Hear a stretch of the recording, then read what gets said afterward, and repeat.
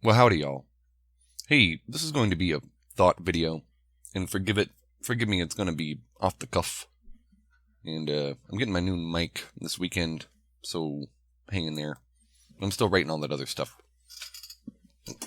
Pardon me, I'm sort of enjoying my day off. But I was watching Real Time with Bill Maher the other day, and they were talking about tax rates. Now, I figured this out, and you're going to have to hang in there with me. I'm not an economist by trade. I have read plenty of economic papers, and there's bankers and economists in my family. But what I will say is this. The era of prosperity after World War II, like the 50s and the 60s and even the 70s, what contributed to that was the tax rate, the income tax rate. Now, Nixon had a 70% tax rate set, and Eisenhower had a 90% tax rate set.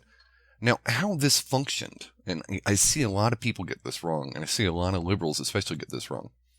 The reason why high income tax rates are really good, especially when you tax the crap out of the wealthiest 1%, the top 20, the top 10, the top 1, the top 0.1%, is everyone likes screwing Uncle Sam. Everyone likes screwing Uncle Sam out of his money. Just look at Wesley Snipes. Everyone likes not paying their taxes. Okay? And so these rich people, they can make money no matter what sort of environment you put them in. There are some people who could just make money the better where you put them. They're entrepreneurs. They sort of have a way, sort of a, how should I say, there's that character in Game of Thrones, Littlefinger. They sort of have a way of just no matter where you put them, they can make money. And so they're not really concerned about the money. Not really. And I'm not talking about modern day capitalists. I'm talking about capitalists half a century ago. What it was, it's like, look, I'm going to lose 90%. If I'm a business owner and I'm making money hand over fist, if I'm going to lose 70, 80, 90% of it anyway to Uncle Sam, then I want to pay my employees more.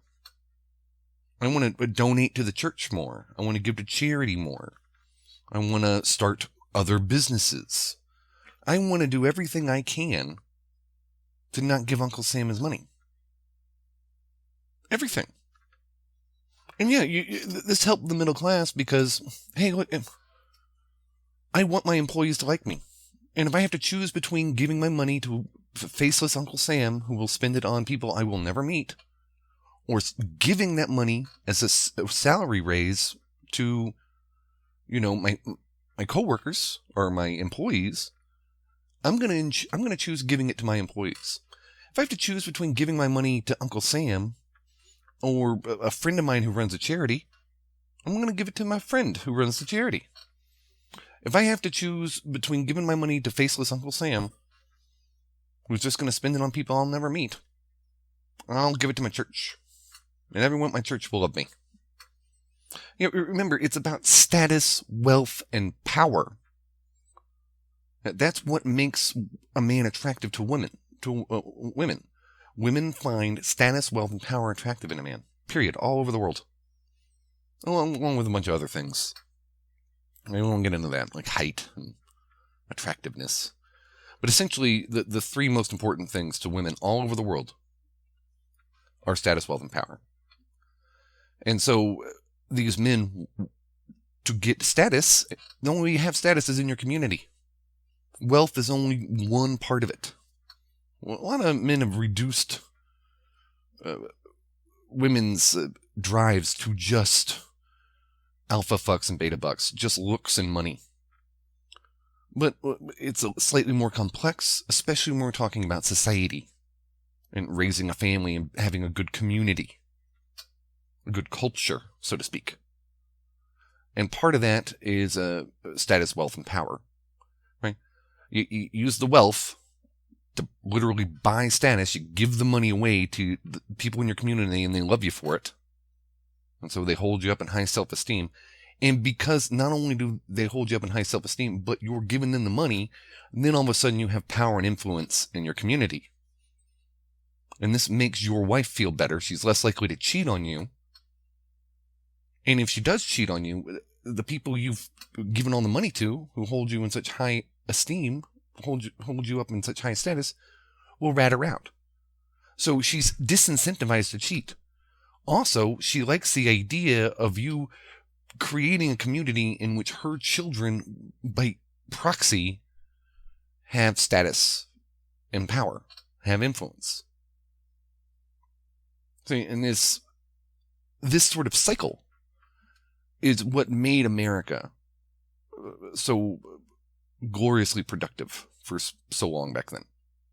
And then all that other stuff that happened since was just people focusing too much on the wealth aspect and not enough on the status and power.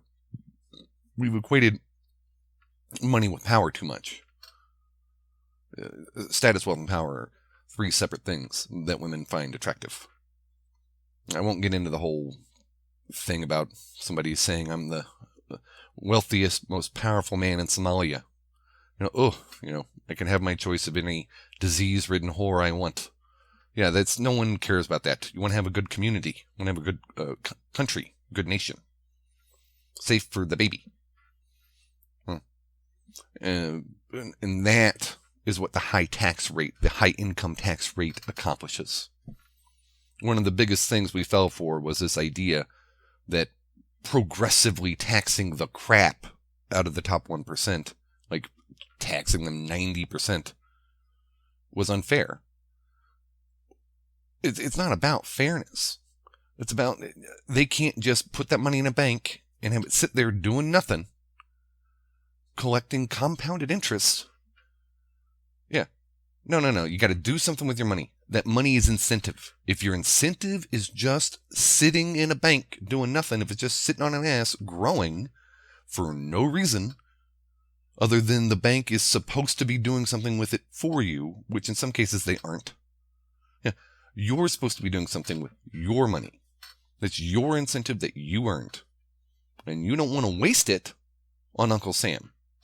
You want to spend it on other people to give them the incentive to hold you in high status, to give them the incentive to give you power, to give them the incentive to love you and be faithful to you, etc.